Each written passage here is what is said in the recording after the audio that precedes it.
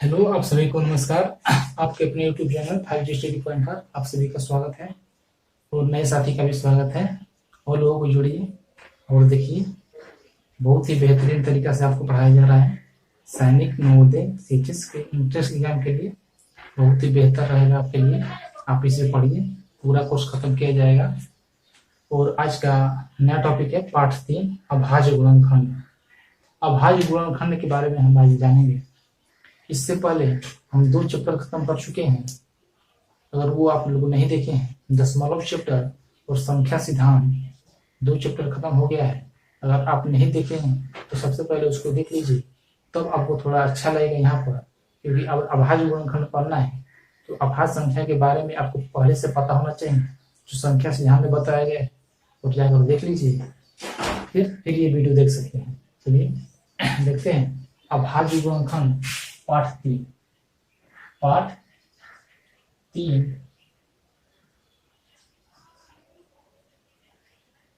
अभाज्य गुणनखंड। अभाज्य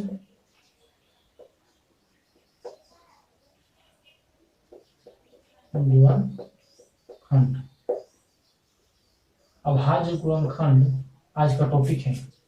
देखेंगे अभाज्य गुणनखंड कैसे निकालते हैं। तो अभाज्य गुणनखंड निकालने के लिए बस हमको सिर्फ अभाज्य संख्या मालूम होना चाहिए कि अभाज्य संख्या कौन सी होती है। तो अभाज्य संख्या क्या होती है, जो पूरा वीडियो देखा होगा उसको मालूम होगा, या पहले से भी पढ़ा होगा। अभाज्य जो संख्या है एक और अपने आप के अलावा किसी दूसरे अंक से न कटे, वे अभाज्य संख्या कहलाती है। तो अभाज्य गुणनखंड निकालते समय हमें अभाज्य संख्या का ज्ञान होना चाहिए कि अभाज्य संख्या क्या होता है, फिर हम अभाज्य संख्या निकाल सकते हैं। और हमको भाग भी आना चाहिए। देखिए, जैसे पूछ दिया कि 48 का अभाज्य गुणनखंड निकालिए। 48 का अभाज्य गुणनखंड निकालना है तो हम ऐसे करेंगे और ऐसे। और सबसे पहले अभाज्य गुणनखंड निकालते समय सबसे पहले सबसे छोटी अभाज्य संख्या से भाग देंगे। फिर उससे जब काटना बंद हो जाए, उससे अब भाग न लगे, फिर उससे बड़ी अभाज्य संख्या से भाग देंगे। अगर उससे नहीं लग रहा है तो फिर उससे बड़ी, अगर उससे भी नहीं लग रहा है तो फिर उससे बड़ी अभाज्य संख्या से भाग देंगे। इस तरह क्रम चलता रहेगा जब तक कि पूरा कट न जाए। ठीक, लास्ट में एक ना आ जाए तब तक हम भाग देते रहेंगे। देखिए, ये सबसे छोटी अभाज्य संख्या से कट रहा है, 2 से कटाइए और कटाने के बाद यहाँ पर लिख देंगे। फिर इसको अभी कट रहा है तो फिर कटाइए, अभी भी कट रहा है तो कटाइए, अभी भी कट रहा है तो कटाइए। देखिए, अब 2 से नहीं कटेगा तो अब इससे बड़ी 3 से कटेगा। तो इसका 48 का अभाज्य गुणनखंड क्या हो जाएगा, यही हो जाएगा 2 गुणा 2 गुणा 2 गुणा 2 गुणा 3, 4 2 2 और 1 3। ये अभाज्य गुणनखंड हो गया। इसको गुणा करेंगे तो 48 आएगा। और ये मतलब विस्तार रूप होगा। इसको ऐसे भी लिख सकते हैं, 2 का कितना है, 1 2 3 4, 2 पर 4 लिख सकते हैं। और कितना 3, 3 पर 3, ऐसे भी लिख सकते हैं इसको। तो ये दोनों आपको मालूम होना चाहिए। चलिए देखिए, 1000 का अभाज्य गुणनखंड निकालना है तो सबसे पहले सबसे छोटी अभाज्य संख्या 2 से भाग देंगे, फिर 2 से देंगे, फिर 2 से देंगे, और फिर 2 से नहीं जाएगा, 3 से भी नहीं जाएगा, 5 2 7 8 नहीं जाएगा, फिर 5 से देंगे, फिर 5 से देंगे, काट लिया। इसका अभाज्य गुणनखंड कितना हो जाएगा, 2 2 2 5 गुना 5 गुना 5। और इसको ऐसे लिख सकते हैं, 2 पर 3 गुना 5 पर 3। ठीक, तो ऐसे हम अभाज्य गुणनखंड निकाल सकते हैं। ये बहुत ही छोटा टॉपिक है और ये आज ही खत्म हो जाएगा अभाज्य गुणनखंड। देखो, अब हमको अनुमान है कि आपको अभाज्य गुणनखंड निकालना आ गया होगा। और देखिए, अभाज्य गुणनखंड में एक और क्वेश्चन पूछता है कि 20 और 30 के बीच वह छोटी से छोटी भाज्य संख्या बताइए जो 2 अभाज्य संख्याओं के गुणनफल के बराबर हो, या 20 और 30 के बीच वह छोटी से छोटी यौगिक संख्या बताइए जो 2 अभाज्य संख्याओं के गुणनफल के बराबर हो। ये क्वेश्चन पूछ सकता है या पूछ सकता है 100 और 120 के बीच वह बड़ी से बड़ी संख्या बताइए, वह बड़ी से बड़ी भाज्य संख्या बताइए जो दो अभाज्य संख्याओं के गुणनफल के बारे में। कुछ भी पूछ सकता है। 1000 और 2000 के बीच वह छोटी से छोटी संख्या बताइए, छोटी से छोटी भाज्य संख्या बताइए जो दो अभाज्य संख्याओं के गुणनफल के बराबर है। मतलब कि कुछ भी पूछ सकता है। तो दो कंडीशन है, या तो छोटी से छोटी पूछेगा या तो बड़ी से बड़ी पूछेगा। कंडीशन कर दिया है कि दो अभाज्य संख्याओं के गुणनफल के बराबर होना चाहिए। जैसे मान लीजिए 20 और 30 दिया है, 20 और 30 के बीच क्या बताना है, वह छोटी से छोटी अभाज्य संख्या, वह छोटी से छोटी भाज्य संख्या।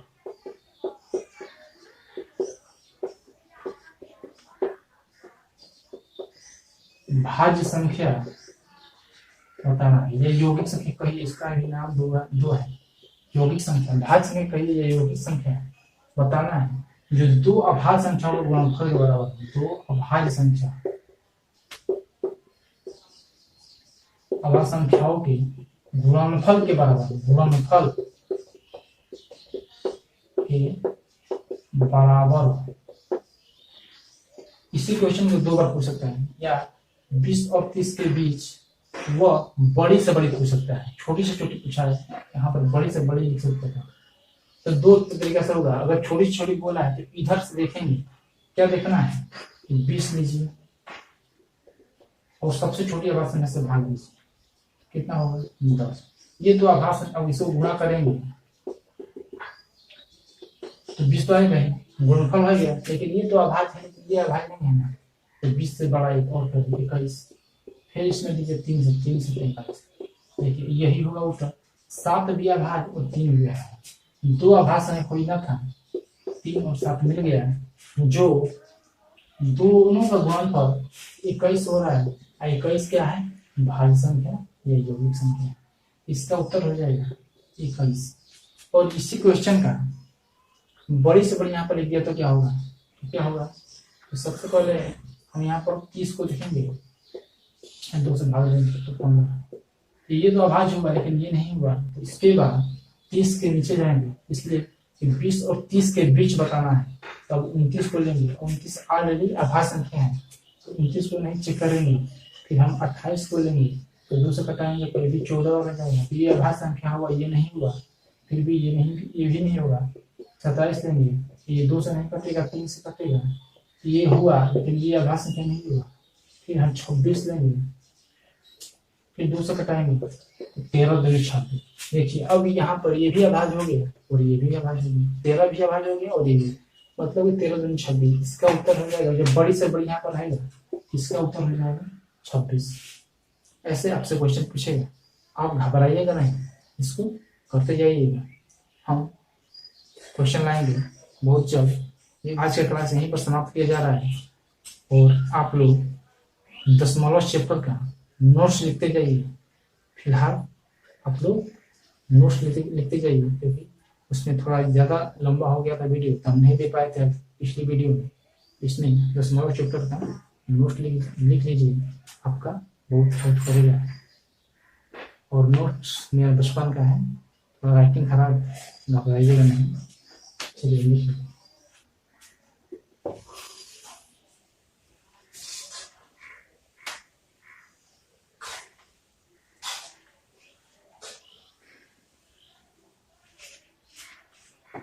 नोट्स को लिखते जाइए और घर में रहिए और सेफ रहिए, कोरोना से बचिए।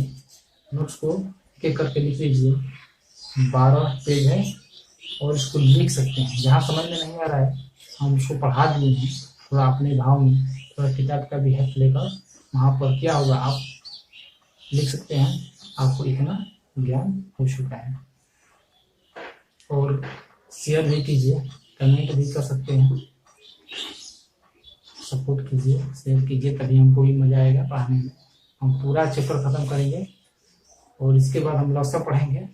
और लॉसा और मौसा हम बहुत ही बेहतरीन तरीके से पढ़ाएंगे, क्योंकि बहुत कुछ आपको मालूम नहीं है कि लॉसा में क्या क्या होता है, बहुत कुछ होता है। चलिए, ओके, टेक केयर, बाय।